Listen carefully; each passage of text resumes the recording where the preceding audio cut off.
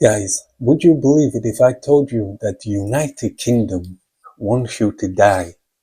Would you believe it if I told you that? Well, if you look at the current state of all their health organizations, you may just believe me.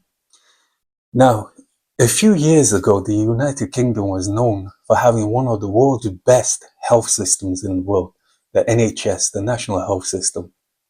It was an incredible system built on a foundation of hardworking men and women all over the country, bringing fast, quick services to all in need. Well, the past few years, maybe even decades, that has slowly went down, but now the full effects are being shown to to such an extent that they are bringing in foreign workers to try and just bulk up its staff.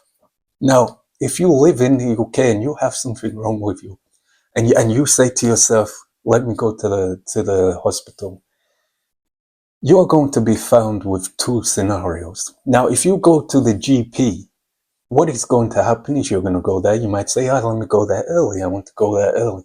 You go there, let's say it opens 8 p.m. You're there at 8 p.m. You're thinking, well, this won't take too long.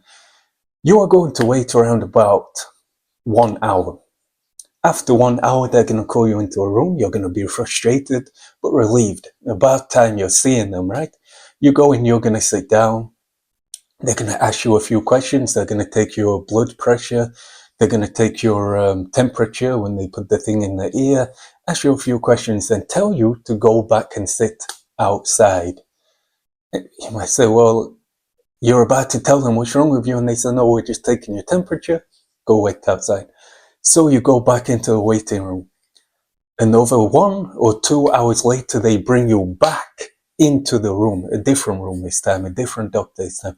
He performs the same thing on you, checks your blood and your temperature and things like that. He asks you, what's the problem? You tell them what the problem is. They give you a little quick examination. They look around, see what's wrong, da da da. Then they tell you, well, I think this is it, or I think that is it. And that's the extent. I cannot even tell you any more information because that is the extent of what happens. They will tell you what they think it is based on physical looks. They will then tell you if it doesn't get any better within 1 or 2 weeks, to come back. And if it does, then hey, well done. But if you're lucky, they might prescribe you paracetamol. Now, it doesn't matter if you've got a broken arm, a sore throat, or you have P. Diddy wrapped around your chest so tight that his fingers are starting to penetrate. It doesn't matter what you tell them is wrong with you. Their thing that they give you is always going to be paracetamol, and the cheapest of the cheap paracetamol, not some super strong paracetamol that you might find in the jungles of Vietnam. No, they're going to give you the cheapest of the cheap paracetamol, some less than $1 paracetamol is what they're going to give you. Now that's the GP, so now you might be on yourself thinking, well, let me just go to the main hospital, right? Well, let's go there too. You're going to be in the waiting room. You first go to the desk. They ask you for your name, this, that, and the other. They send you to some room, another waiting room. You're going to be waiting for 3 hours. They eventually call your name. You go in. They do the same test. They check your blood. They check your temperature. They send you back out. Another 3 hours later, they bring you in. They ask, what seems to be the problem? You talk to them. They say, well, what do you think it is? They perform some basic checks. And then they send you home. They do nothing. And then if you do need, let's say, a blood test, they will say, well, we'll give you a blood test in 2 weeks. And then you'll get the results in another 2 weeks. If you need any sorts of scan, you may be waiting months just to get a scan. The reality is the health system, the crisis of the UK health system is you can be slowly dying, or you could be dying and you go to the health services and they will tell you the best we can do is in 3 months. That's the reality of it. So it gets to a point where you feel that the UK health system just is watching people slowly die, to a point where these doctors, you also, this is not a hate of doctors, because again, the doctors and the nurses were caught in the middle. These people are being immensely overworked, immensely, like hard hours. And you will often get times with one doctor having to see 50, 60 people a day. So this is one of the reasons why you're being brought in and kicked out so fast, because they have another 59 people behind you all waiting to be seen by this one doctor. It it really is. And this is why it makes me laugh when people say, you know, things like UK, places like UK are like a first world country. The citizens are slowly dying in the UK because of a broken health system. It really is. It's really astonishing that it has got that bad. And the way it's going, I don't think it's going to get any better.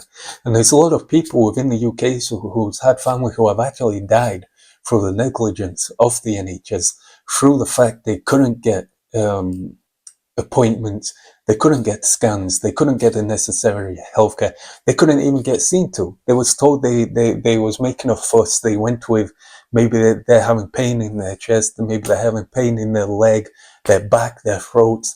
And because of the understaffed people, they just took a quick look and said, you know, it's nothing but a sore throat, it's nothing but a cough, it's nothing, and yet it can be something deadly.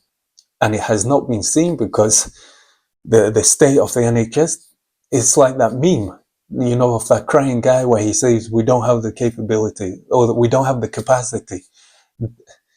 That should just be a billboard right now for the NHS. We don't have the capacity. Welcome to the NHS. We will see you in 3 months. It's really shows how terrible the health system is in the United Kingdom, which is a stark contrast of what it used to be. It used to be one of the best. Really, they used to tell you, if you think you have something wrong with you, come see us. Even if there's nothing wrong, it's better you come and make sure that there's nothing wrong. They used to tell you, whatever you do, don't self-diagnose yourself. Now they tell you, you call up on the phone and say, I need to come. They say, well, do you think you need to? Well, I don't know. And then they say the one thing that they say you should never do, which is self-diagnose. They ask you, well, what do you think it is? Well, how do I know what it is? You're the doctor. Then they say, well, I can give you an appointment in about 2, 3, 4 weeks. Then they call up, they say, hello, how are you? Somebody else answers.